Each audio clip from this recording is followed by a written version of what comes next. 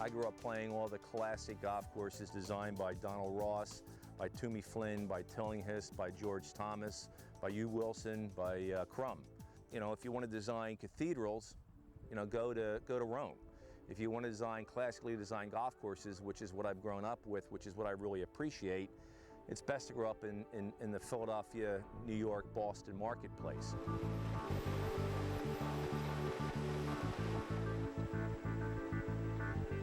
I think the biggest challenge in the golf industry today is how do you build a quality golf course that's strategic, that's beautiful, that's well maintained, that is an affordable golf course. This golf course would be a $15 million project had it not been combined with a housing community because the housing community picked up about $15 million worth of site work.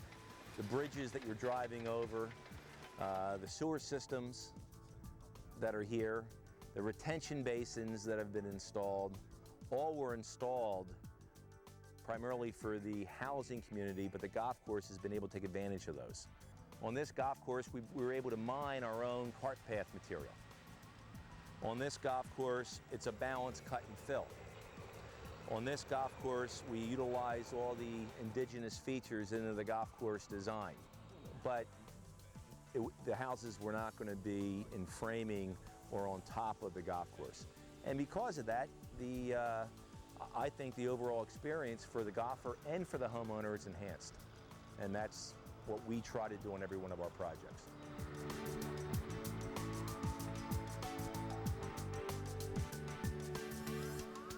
My favorite holes, quite frankly, are short par fours. In the case of this hole, you have a carry bunker on the left side, 240 yards. Hit a 220-yard shot, you're left with a 100-yard wedge, take your par. Or if you can carry it 240 with a slight left to right fade for a right-handed player, you have a chance of driving the green. But this is the 8th hole. This is a knockout hole. If you can make birdie on this hole, usually the match is one up, pretty close. This may knock you out, knock out the opponent, and you have the front 9-1.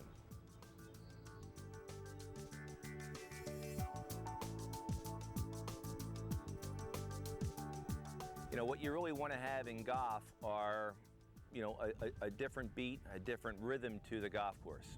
I like to see the first and second hole start out relatively soft. And on this golf course, 1 and 2 are friendly opening holes. 3 through 5 are now a real test of golf. Give you a breather on 6, 7, 8. And I'll tell you, there's not a better stretch of holes, Amen's Corner, 9, 10, and 11 here at Ravensclaw, bar any golf course in the Philadelphia marketplace. 3 classic, strategic, strong holes. A little bit of break on in the middle of the course there on 13, 14. Great finish with 17 and 18.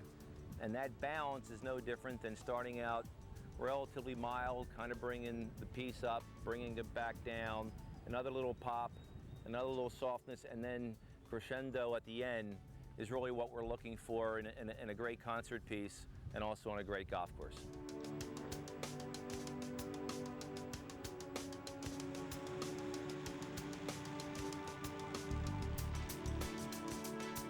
The classic architects wanted golf course architecture to be not just a game of power, but power in thinking. And on this golf course, it's going to take power, it's going to take thinking. This golf course is going to be playable for women at 5,100 yards.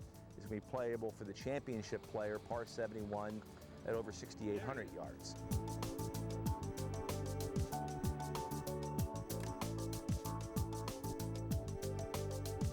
It's the one game that all generations can play together, and that's why what was the genesis of what this golf course was about. A great golf course, strategic, playable, well-maintained, at a good price point. So if you want that experience, this is perfect. If you want the vineyard experience, you have the vineyards.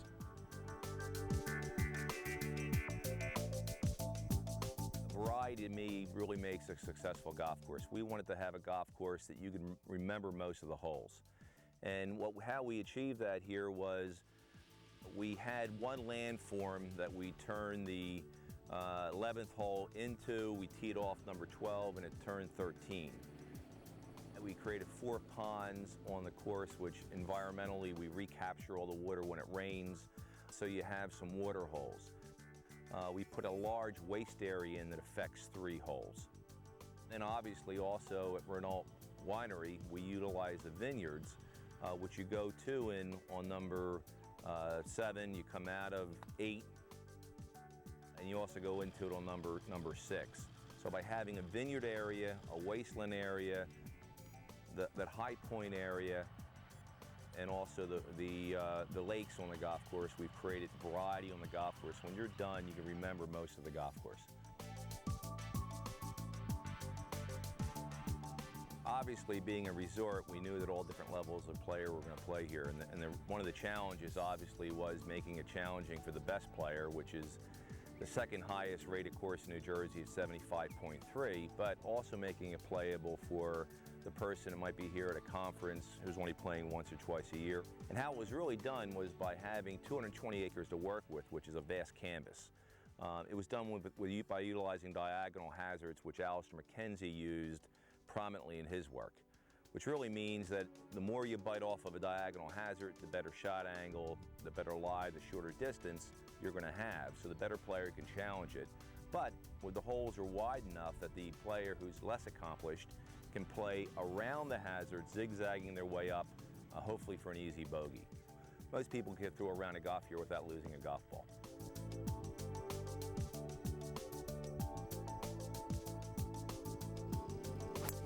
We're particularly proud of our green complexes. What you have here on this golf course is a variety of greens. You have valley greens, you have bowl greens, you have tier greens, you have back to front, front to backs. Every green is a unique experience when you're out here on the golf course. C.B. McDonald said that, you know, greens are to a portrait, you know, the face. That's certainly the case here at Vineyard Golf. It's pretty unique green complexes.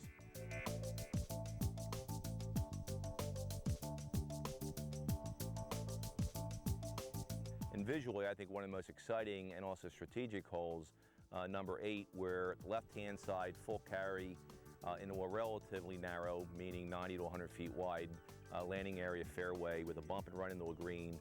Right-hand side split by a huge chasm waste area in the center, you know, very risk-reward.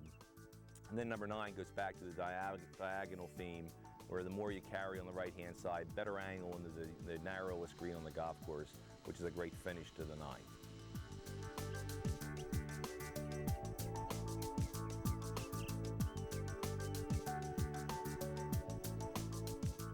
I think it's open, obviously, like a links course. It's certainly bump and run in like a links course. It has a lot of the Donald Ross fall-offs a la Roy Dornick, but I think it really has that kind of vineyard feel that you'll find at some of the very exclusive vineyard golf resorts if you go out to California.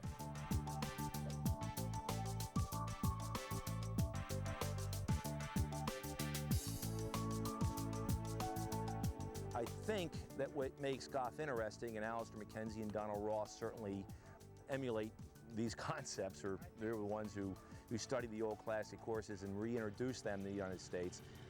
As long as there's interest in something that you have to deal with every shot, you come back. But the kind of courses we design are ones that look difficult but play easier than they look. And I think a lot of people enjoy that. You know, if you're an 8 handicap player, if you can shoot 2 or 3 shots slower, you want to go back.